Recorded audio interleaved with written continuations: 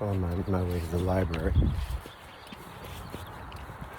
Overcast, slightly rainy morning. Walking down the path between the tracks and coming up upon the golf course, which encompasses altogether acres and acres and acres of hundreds of acres of property. Not complaining. Between the fucking golf course and the casino, you could fucking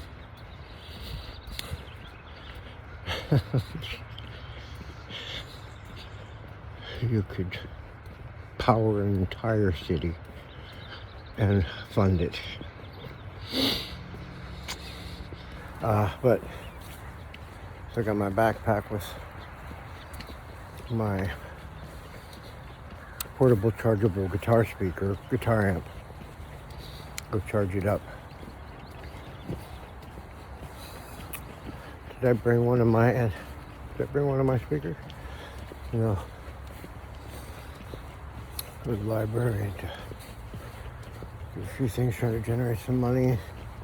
Really love to make one of those cement wood burning stoves from a 5-gallon bucket or a plastic $1 bowl.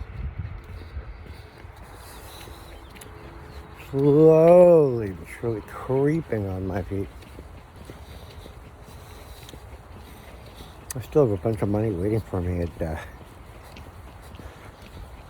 I still have $1,500 waiting for me at eBay.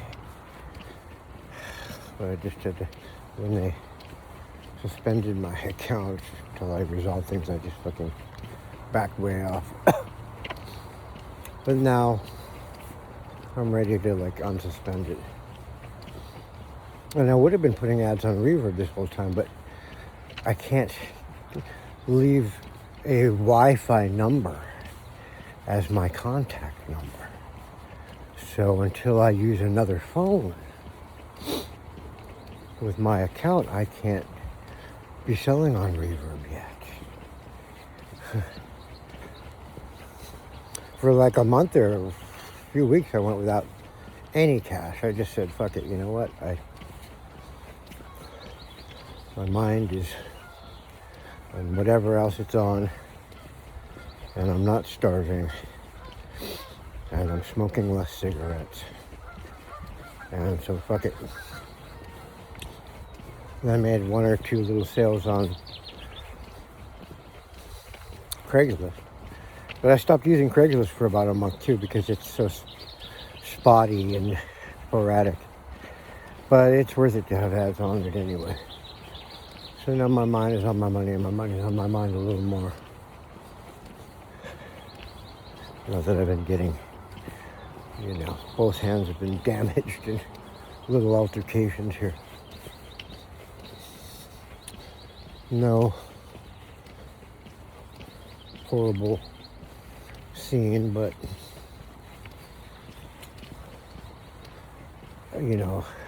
basically, it was with the two most volatile people anyway, or one of them for sure. But yeah, both of them. Because the Bruce Lee guy had already been in a few fights since I'd been there. But he seemed to like me. Up until the moment he didn't. And hurled his fucking heavy ass, not as heavy as my speaker, but heavy ass for JBL Bluetooth speaker at me as hard as he fucking could at 10 feet away. Still bear the scars to this very day. Yeah. Anyway, we haven't come to any word since then. And then Harold, the Anglo Saxon, attacked me like I was Beckett with a milk crate like it was a halberd. Like I mentioned, they took him away.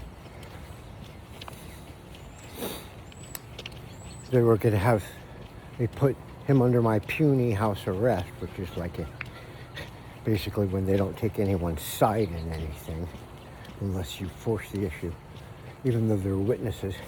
But as it turns out, he was a probation violation, and so they took him away anyway. Not that I wanted that, but Harold was a homicide waiting to take place. I mean, really, something bad.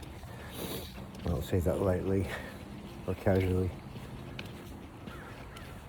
I mean, I engaged Harold. I tried to be as friendly as one could with him because he was catatonic when he'd come out of his tent, but homicidally murderous and brutal and mean. The guy in his tent would start yelling like for hours sometimes. And sometimes like trying to drive something out of his head, like either out of his head or out of his tent, or, there was a fine line, very thin line between his tent and the outside world. So whatever murderous thing was going on inside there, it was the thin sheet of nothing for it to transfer to the outside world. So I had told him to fucking shut up a few times, because he'd been there a month already. Sometimes he'd just go on and on. So, 10 times over the month, I don't know, told him to shut up pretty good, and he did. That's the whole thing is, he did have it. It was in his control to some great extent. I mean, he was really tried to keep a two-personality thing, the guy in the tent and then the catatonic Gilligan outside of the tent. And just this real fucking creep inside the tent with like a totally different voice that you wouldn't associate with him and his body and his, if you heard his voice otherwise, the voice of the guy in the tent just sounded like a different body and a different mouth and different chest cavity and mentality. But, he was homicidal in his tent. I mean, literally. No question. I mean, I've never been, I've been to a psych ward. Never to the loony part, I went to a psych ward for a week because when I was detoxing from alcohol, I was in the hospital. Fortunately, they admitted me into ICU unit because it was like empty. It was just me. I had my own room to detox from alcohol, but I made the mistake of casually kind of saying that I had been feeling suicidal, but I meant like in an ambient way for a long time, that nothing here was a immediate precursor to. But once I said that, I made the mistake of saying that because next thing I knew, they, had to look after me like I was a suicide risk, which I wasn't. But it bought me a week of time away when because I just detoxed from alcohol. I was really happy about it too. I was just really ready. Alcohol was never my thing. It had just become my thing. Because everything else that will do what alcohol does, in terms of like killing your depression, everything else that will do what alcohol does is way worse for you. And, in other words, if you're going to be self-medicating for depression, everything else is way worse. I mean, that will prevent you from committing suicide if that's your intent, to be so blotto that you don't care enough to kill yourself. But so anyway, I spent that week in a mental hospital, but it was in the the mellow people ward. Everyone was very mellow, actually. So I'd never really experienced someone like Harold, is the point. Harold, bless his soul, he's got a sweet Gilligan on Thorazine kind of demeanor when he's out of his tent. Until you see him coming at you fucking homicidally with a milk crate. And he's not that big of a guy. But first of all, he wears a huge down jacket. But he looks bigger, and he can put on a really menacing side to go with that guy's voice inside the tent there.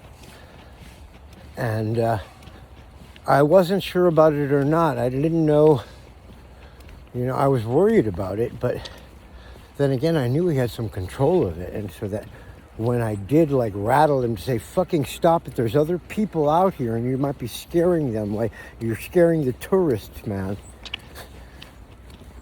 You know.